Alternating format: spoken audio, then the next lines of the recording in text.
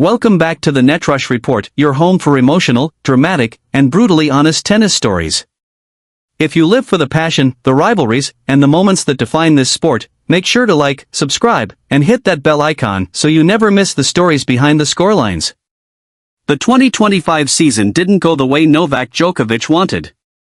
No Grand Slam titles this time, a sentence that would have sounded impossible just a few years ago. But even without lifting a trophy, Djokovic still made history, becoming the oldest player ever to reach at least the semifinals in all four majors in a single season. That's a record no one saw coming. And yet, it came with a cost.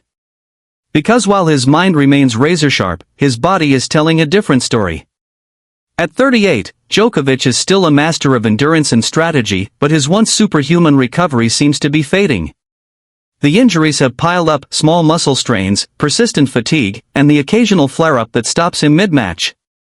And with Carlos Alcaraz and Jannik Sinner both entering their prime, the ATP landscape has shifted dramatically. They're faster, younger, hungrier, and they've learned from watching Djokovic himself. Even Noel admitted after his US Open semi-final loss to Alcaraz that keeping up with the new generation is tougher than ever. He said it with honesty, but behind that honesty was frustration. At the Shanghai Rolex Masters, Djokovic had another shot at redemption. With Alcaraz absent and Sinner forced to retire due to cramps, the draw was wide open. It looked like destiny was calling a chance for his 41st Masters 1000 title. But instead, in a shocking twist, he fell to world number 204 Valentin Vacherot. Fans were stunned. Analysts were confused. And Djokovic? He looked tired. After the match, whispers grew louder. Was it age? Fatigue?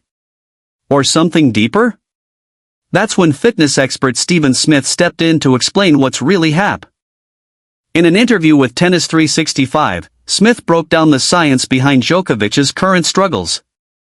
Contrary to what most people think, he said, too much rest and too much inactivity can actually have a negative impact.